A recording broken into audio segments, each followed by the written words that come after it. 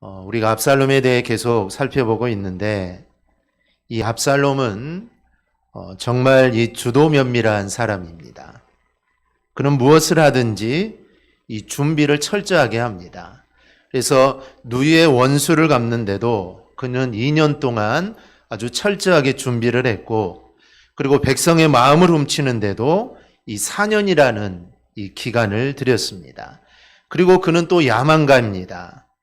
즉 자신이 이루고자 하는 일은 이 반드시 이루는 사람이죠. 그래서 원수를 갚기 위해 2년을 기다린 거고, 또 백성들의 마음을 얻기 위해 이 4년을 투자한 것입니다. 그런데 이 모든 것은 왕이 되고자 했던 것입니다. 그런데 압살롬은 우리가 지난 시간에도 살펴보았지만 이미 세자나 마찬가지입니다.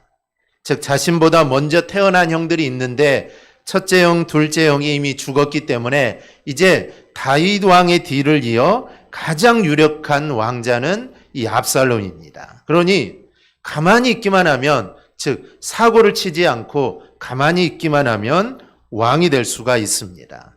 그러나 압살롬은 다윗 왕이 죽을 때까지 기다릴 수가 없었던 것이죠. 그래서 이 반역을 하게 됩니다.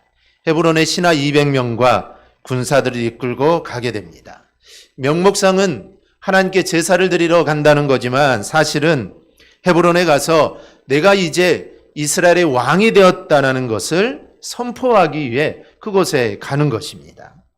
헤브론은 다윗이 처음 왕으로 기름 부음을 받은 장소입니다. 그래서 자신도 그곳에 가서 왕으로 기름 부음을 받으면 이게 왕의 정통성을 갖출 수 있습니다. 그래서 헤브론으로 간 것이죠. 그리고 압살롬이 정탐꾼을 이스라엘 모든 지파에 보냅니다. 그래서 소문을 내죠. 압살롬이 헤브론에서 왕이 되었다라고 전하라는 것입니다.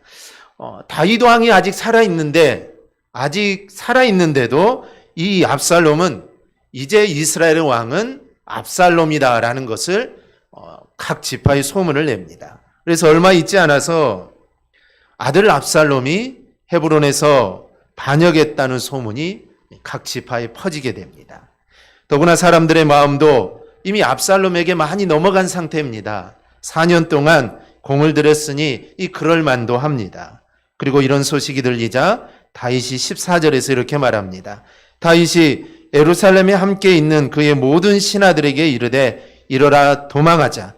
그렇지 아니하면 우리 중 한 사람도 압살롬에게서 피하지 못하리라. 빨리 가자. 두렵건대 그가 우리를 급히 따라와 우리를 해하고 칼날로 성읍을 칠까 하노라. 도망가자는 것입니다. 빨리 도망가자는 것이죠. 그리고 다윗이 도망가는 길에 이 따라갔던 인물들도 많지 않습니다.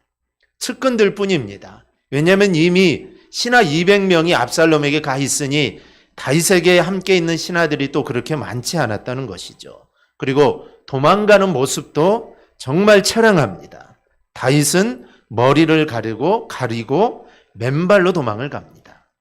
한 나라의 왕이 뭐가 두려워서 머리를 가리고 신발을 신을 시간도 없이 맨발로 도망을 가게 되죠. 그를 따르는 자들 역시 동일한 모습으로 함께 도망을 갑니다. 그런데 우리는 이 다윗이 도망가는 이런 모습 속에서 몇 가지 일들을 보게 됩니다. 우선 다윗은 신속하게 예루살렘을 떠났습니다. 그는 압살롬이 헤브론에서 왕이 됐다라는 그 소문을 듣자마자 그는 도망을 치게 됩니다. 신속하게 예루살렘을 빠져나옵니다. 그리고 다윗은 가드 사람 이때에게 돌아가라고 합니다. 이때라는 인물은 다윗이 가드 생활을 할 때부터 함께 했던 사람입니다. 그런데 본래 이스라엘 사람이 아닙니다. 그래서 자신의 본 땅에서 쫓겨난 사람이죠. 그러니 왕이 바뀌었으니 너는 나를 따라오지 말고 이 왕 곁에 있으라는 것입니다. 하지만 이때와 600명은 다윗을 호위하기로 결심을 하죠. 또한 다윗은 제사장 사독과 레위인들도 예루살렘으로 돌려보냅니다. 그들은 다윗을 따라 언약궤를 메고 다윗을 쫓아왔습니다. 그런데 다윗은 언약궤는 예루살렘에 머무르는 게 좋다라고 생각을 하고 언약궤와 제사장들을 다시 예루살렘으로 돌려보내게 됩니다. 이 언약궤라는 것은 쉽게 말하면 우리나라 조선시대의 이 국세와도 같은 것입니다. 이 국세는 왕을 상징하는 것이죠. 이 언약궤는 언약궤를 가지고 있으면 그 사람이 하나님과 함께하는 자라는 상징적인 것이기 때문에 다윗이 도망을 가더라도 언약궤를 가지고 간다면 하나님이 다윗과 함께하는 것이 됩니다. 그런데 다윗은 언약궤는 예루살렘에 있는 게 맞다. 그래서 다시 돌려보내게 됩니다. 그리고 자신의 친구이자 모사인 후세를 예루살렘으로 돌려보냅니다. 그런데 이런 일들은 아주 지혜로운 일들입니다. 이런 다윗의 모습을 통하여 우리는 신앙의 자세에 대한 진면목을 보게 됩니다. 우리가 지난 시간에 압살롬을 반면교사 삼아 우리가 신앙인이 가져야 할 자세를 살펴보았는데 오늘은 이 다윗을 모범으로 삼아 우리가 어떠한 신앙의 자세를 가져야 하는가 우리가 말씀을 통해서 우리가 알 수가 있습니다. 우리가 어떤 것들을 우리의 모범으로 우리가 여길 수 있을까요? 우리가 내용에 들어가기 전에 우리는 다윗이 압살롬의 이 반역의 소리를 듣고 왜 이렇게 급하게 도망을 갔는가 여기에 약간 의문이 듭니다. 그것은 과연 다윗이 이렇게 정말 신발도 신지 못할 정도로 그렇게 급하게 도망갈 정도로 과연 그 당시의 상황이 이렇게 절망적이었는가라는 생각을 하게 됩니다. 물론 당시의 상황이 다윗에게는 불리했던 것은 사실입니다. 왜냐하면 백성들의 대다수가 압살롬을 지지했고 이스라엘 제1의 모략가인 아히도벨도 이미 압살롬의 편에 가담한 상태입니다. 그러나 그렇다고 해도 다윗이 도망치기에 급급할 정도로 상황이 절망적인 것은 아닙니다. 여러분 다윗이 누굽니까? 그는 어려서부터 전장에서 잔뼈가 굵은 용사입니다. 어렸을 때부터 정말 골리앗을 물리치고 그 후에도 수많은 전쟁을 누볐던 용사가 바로 다윗입니다. 그리고 그는 전쟁에 나갈 때마다 승리했습니다. 백전백승이죠. 그래서 병법에도 아주 능한 자가 이 다윗입니다. 또한 많은 사람들이 압살롬을 따르고 있긴 하지만 다윗에게는 아직도 충성스러운 다윗의 친위대가 아직 남아있고 결정적으로 예루살렘 성은 난공불락의 요새입니다. 예루살렘 성은 함부로 무너뜨릴 수가 없는 성이 예루살렘이죠. 그리고 압살롬은 아직 실전 경험이 없는 사람입니다. 전쟁을 해보지 않는 사람이죠. 그리고 아직 헤브론에 있습니다. 거리상으로도 아주 멀리 떨어져 있다는 것이죠. 따라서 만일 다윗이 예루살렘에서 결사항전의 태세만 갖춘다면 압살롬의 군대를 충분히 격퇴할 수 있습니다. 그런데도 다윗은 그렇게 하지 않고 도망가기에 급급했습니다. 여러분 그 이유가 무엇일까요? 먼저는 다윗은 하나님의 도성인 예루살렘이 전화에 휩싸이는 것을 원치 않았기 때문입니다. 여러분 만일 다윗이 예루살렘에서 결사항전을 한다면 어떻게 될까요? 압살롬의 군대를 격퇴시킬 수는 있을 겁니다. 그러나 하나님의 도성 예루살렘은 아마 파괴될 것이고 아마 회복 불가능한 상태가 될 수도 있습니다. 하나님의 백성 간에 피비린내는 싸움을 함으로써 하나님의 도성인 예루살렘을 더럽힐 수밖에 없습니다. 그리고 만약 그렇게 된다면 하나님의 영광이 실추되는 것은 이거는 자명한 사실입니다. 하나님을 경외하는 다윗에게 이거는 용납할 수가 없었던 것입니다. 하나님의 도성 이 예루살렘이 무너지고 피로 물든다는 것은 다윗으로서는 도저히 생각할 수 없었다는 것입니다. 그래서 다윗은 이 도망의 길이 고난의 길이지만 성을 버리고 도망가는 길을 택한 것입니다. 우리는 다윗의 이러한 태도를 통해 우리 성도들이 동일한 상황에 놓였을 때 우리는 과연 어떤 행동을 해야 하는가를 우리가 살펴볼 수 있습니다. 오늘날 우리 성도들 가운데도 여러 가지 다툼이 일어나는 경우가 종종 있습니다. 교회 안에서뿐만 아니라 세상살이 하면서도 내가 믿는 자지만 그래도 여러 가지 일들이 일어납니다. 이러한 다툼이 발생하면 자신의 자존심과 유익을 위해 하나님의 영광에 훼손되는 일도 마다하지 않는 경우가 종종 있습니다. 그러나 우리는 어떤 경우에도 하나님의 영광을 위해 살아야 하는 천국 백성들이라는 것을 우리는 절대로 잊어서는 안 됩니다. 그러므로 만일 여러분이 이와 같은 믿음의 형제로부터 불의한 일을 당했다면 먼저 하나님의 영광을 생각하며 자제하고 우리는 인내해야 합니다. 그래야면 하나님께서도 정말 예루살렘을 버리고 도망갔던 다윗을 하나님은 나중에 회복시켜 주십니다. 그러듯이 우리가 잃어버렸던 것들을 회복하고도 남을 만큼의 복을 하나님은 채워주실 것입니다. 그리고 다윗이 바로 도망간 또 다른 이유는 바로 사람들의 안전을 먼저 고려한 것입니다.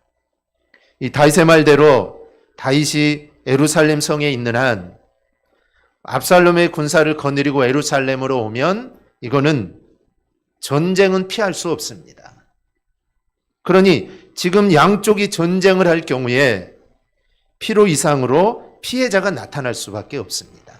군인들이 싸우지만 군인들만 죽겠습니까? 그 성 안에 있는 일반 백성들, 사람들도 다치거나 죽을 수밖에 없는 상황이죠. 그래서 전쟁을 하더라도 예루살렘 성에서 한 것이 아니라 밖으로 나와서 군사들끼리 하는 게 백성들을 살릴 수 있는 이 길이었던 것입니다. 그래서 다윗은 최소한의 피해를 줄이기 위해 급히 예루살렘을 빠져나온 것입니다. 이 보통 왕이라면 성문을 걸어 잠그고 군사력을 집중하는데 관심을 가질 겁니다. 그리고 어떻게 해서든지 이 반역을 진압하는데 이 관심을 쏟겠죠. 그러나 다윗은 그렇게 하지 않았습니다.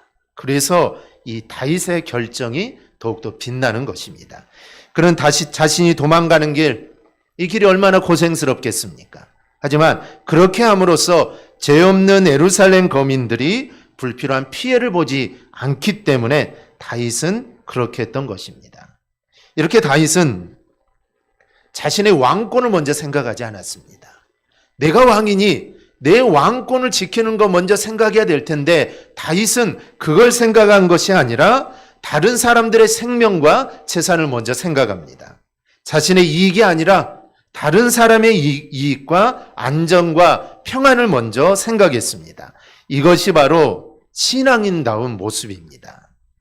이 점은 가드 사람 이때에게 한 말에도 드러납니다. 다윗은 이때에게 새로운 왕에게 가라고 합니다. 이 말은 이때를 생각해서 한 말입니다.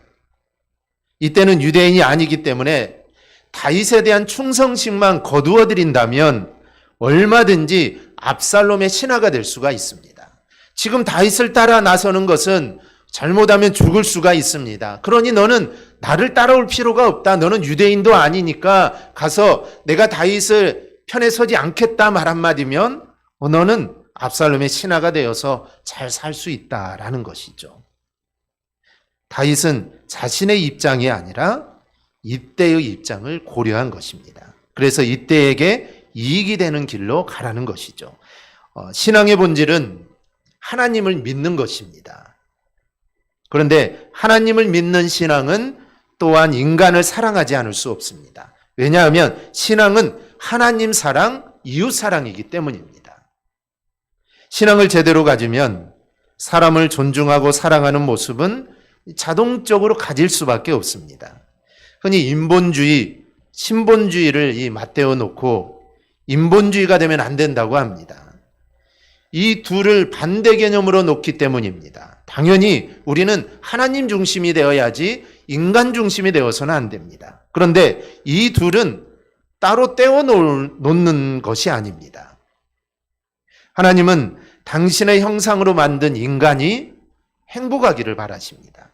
그래서 온전한 신본주의는 인본주의와 적대를 가지지 않습니다. 하나님을 사랑하는 자는 반드시 하나님의 형상으로 만들어진 인간을 사랑하지 않을 수 없기 때문입니다.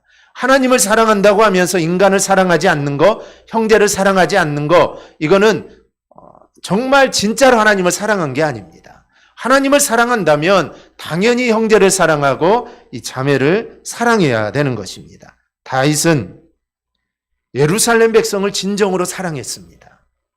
또한 이때와 그의 군사들 또한 사랑했습니다. 그렇기에 비록 자신과 다른 길을 가더라도 그들에게 유익이 있기를 바랬던 것입니다. 우리가 모범으로 배워야 할 모습이 바로 이런 것들입니다. 내 이익 때문에 다른 사람을 공경에 빠뜨리는 것이 아니라 내가 더 힘들어지더라도 아니면 내가 좀 더 손해보더라도 그래도 다른 사람의 이익을 침해하지 않도록 그런 삶을 사는 게 바로 우리 성도들의 삶입니다. 인간 그 자체에 깊은 관심과 우리는 사랑을 가져야 하는 것입니다. 둘째로 다윗은 하나님을 전적으로 신뢰했습니다. 예루살렘을 보존하고자 하는 이것도 이 부분과 연결할 수 있습니다. 다윗이 사독과 레위인들이 메고 온 이 언약궤를 보내는 부분에서 그가 하나님을 얼마나 의지하고 있는가를 우리는 알 수가 있습니다. 그는 사독과 레위인들을 돌려보내면서 이렇게 말을 합니다. 25절 26절입니다. 왕이 사독에게 이르되 보라 하나님의 궤를 성읍으로 도로 메어가라.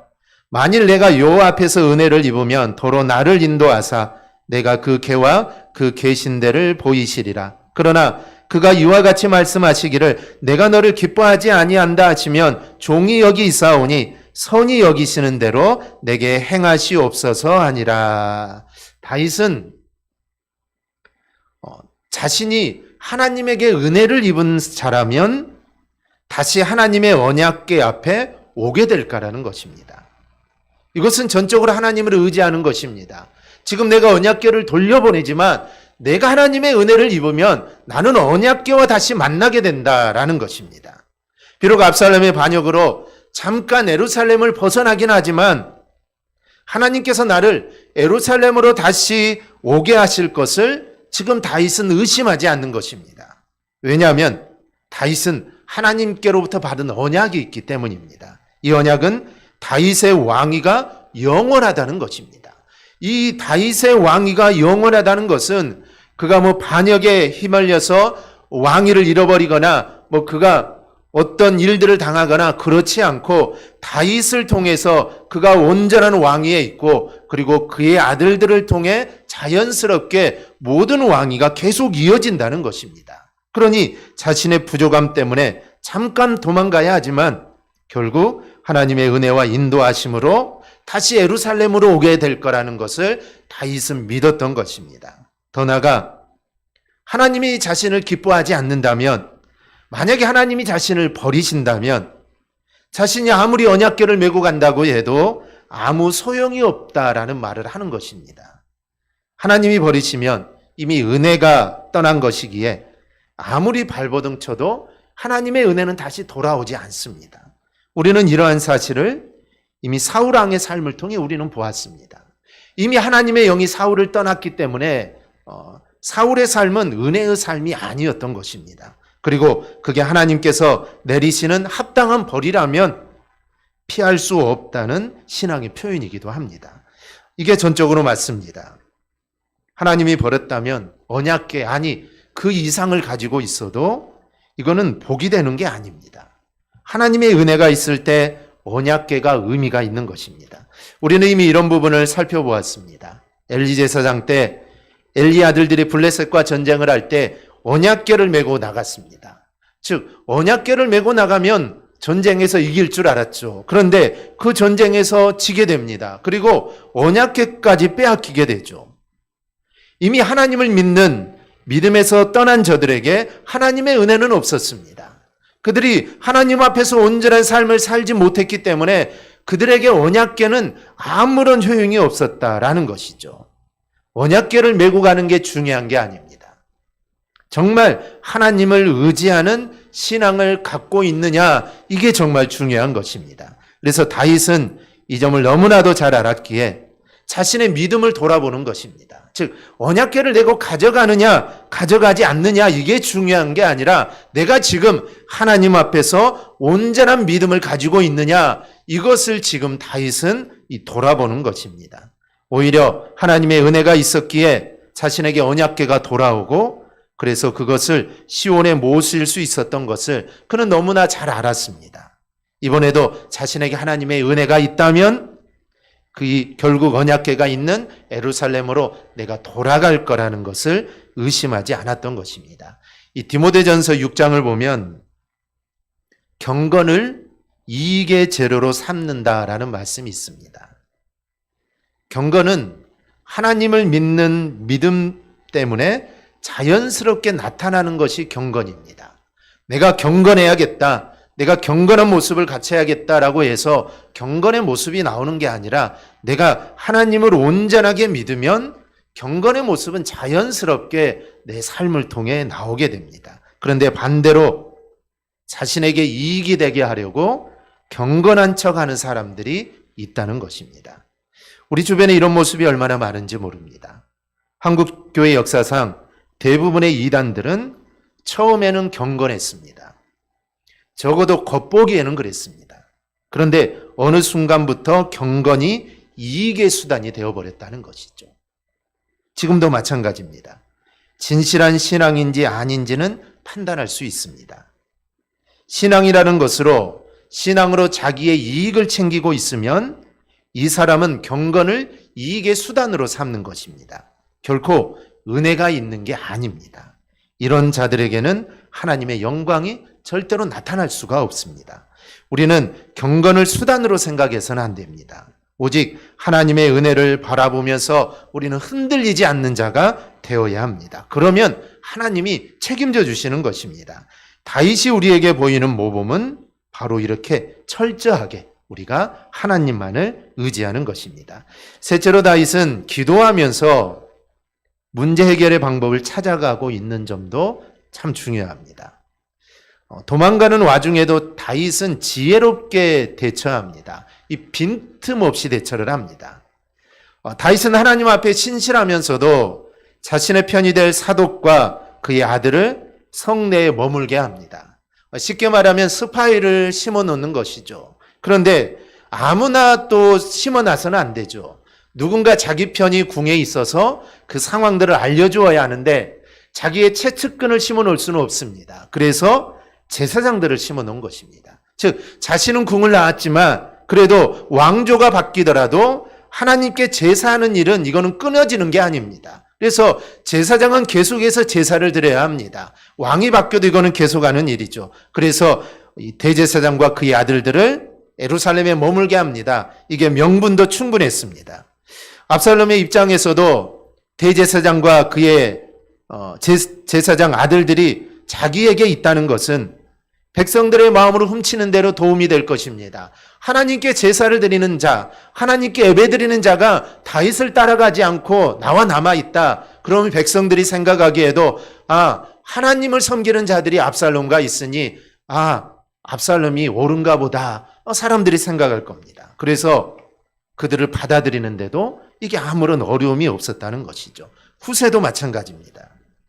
다윗이 도망가는 길에 후세가 달려옵니다. 후세는 다윗의 친구이면서 또한 이 모사였습니다. 후세는 마땅히 다윗을 따르려고 다윗과 같이 옷을 찢고 머리에 흙을 덮어쓰고 다윗에게 왔습니다. 그런데 이렇게 마음으로 오는 후세에게 다윗은 예루살렘으로 돌아갈 것을 권합니다. 왜냐하면 아히도벨의 지략을 막을 사람은 후세밖에 없다라고 생각했기 때문입니다. 자신의 모사였던 아히도벨은 이미 압살롬에게 넘어간 상태입니다. 그가 펼치는 모사로 다윗은 결국 잡힐 겁니다. 왜냐하면 이 아히도벨의 모략은 당대 최고였기 때문입니다. 그런데 후세라면 능히 그것을 막을 거라고 여겼다는 것이죠. 그래서 후세가 가게 되면 지략가가 둘이 되는 것입니다. 그래서 어떤 일을 행할 때 두 사람이 의견을 내겠죠. 그런데 후세는 다윗 편입니다. 그러니 아히도벨이 내는 지략과 후세가 내는 지략은 이게는 같을 수가 없습니다. 반대의 것을 내겠죠. 그러면 압살롬은 선택을 해야 되는 기로에 놓이게 됩니다. 그래서 다윗은 후세를 압살롬에게 보내게 되는 것입니다. 그런데 우리가 앞으로도 살펴보겠지만 실제로 그런 일들이 일어나게 됩니다. 그럼 이런 지혜는 과연 어디에서 나오는 걸까요? 이런 지혜는 다윗의 개인의 지혜가 아닙니다. 다윗이 어떤 행동을 했는지를 보면 이게 바로 하나님께서 주신 지혜요 인도하심이라는 것을 우리는 알 수가 있습니다. 30절에 보면 다윗이 맨발과 감춘 머리로 감람산 길로 나간 것은 회개의 상징입니다. 그는 하나님 앞에 기도하는 자로 섰던 것입니다. 그는 감람산에서 다른 것을 한 게 아니라 기도를 했습니다. 그래서 31절을 보면 여호와여 원하옵건대 아히도벨의 묘락을 어리석게 하옵소서라고 기도하고 있는 것입니다. 그리고 32절에서 감람산 마루턱을 어떻게 표현합니까? 그것을 하나님을 경배하는 마루턱이다라고 합니다.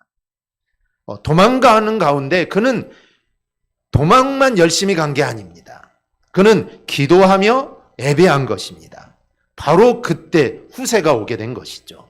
하나님께서는 다윗의 기도에 대한 응답으로 후세를 보내신 겁니다. 이 다윗이 펼치는 이런 지혜는 바로 하나님을 철저히 의지하며 기도하는 가운데 나온 겁니다. 그러기에 우리는 이런 다윗의 이 모범을 우리는 배워야 합니다. 우리가 어떤 일을 당하더라도 우선 하나님을 의뢰하고 기도하는 자가 되어야 된다는 것을 우리는 명심해야 합니다. 비록 다윗은 도망가는 길에 서 있지만 그런 처지가 된 것을 우리가 배울 것은 없습니다. 다윗이 잘못해서 도망간 것이죠. 압살롬의 반역을 일으키고 그가 궁에서 도망가는 것은 그의 죄악에 대한 결과들입니다.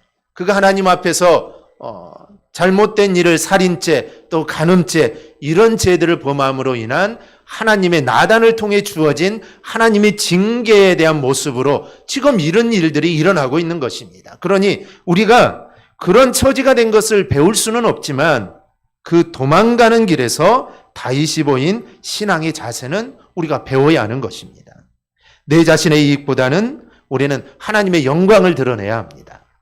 어떤 상황에 놓이더라도 우리는 하나님을 전적으로 신뢰해야 합니다. 그리고 어떤 문제를 만나도 우리는 기도하면서 문제를 해결해야 되는 것입니다. 도망간다는 것, 즉 칼날이 겨누고 있는 그 상황에서 도망간다는 것은 다른 것 생각을 겨를이 없습니다. 도망가기에 바쁘죠. 멀리 도망가야 되기 때문에 도망가는 일에 바쁠 수밖에 없습니다. 그런데 다윗은 그런 상황 속에서도 하나님께 기도하고 하나님께 예배하고 하나님이 주신 지혜로 일들을 잘 진행해 나가는 것을 우리가 볼 수가 있습니다. 그래서 우리는 이러한 다윗의 모습들을 우리는 바라보면서 우리도 어떠한 일을 당할 때 정말 급한 일들, 정말 어려운 일들을 당할 때 우리는 거기에만 너무 몰두하는 것이 아니라 정말 하나님이 주신 지혜로 그 일들을 잘 풀어가야 되고 그 가운데서도 기도하고 예배함으로 우리는 나아가야 합니다. 그러면 하나님이 다윗과 함께 하셔서 정말 모든 것을 다 회복시켜 주셨듯이 하나님도 우리의 삶을 반드시 회복시켜 주실 것입니다. 우리는 다윗을 통해 이러한 것들을 우리는 배워야 합니다. 이러한 것들을 배우고 우리도 이러한 삶을 살아가는 우리 성도들이 꼭 될 수 있기를 주님의 이름으로 축원합니다. 아멘.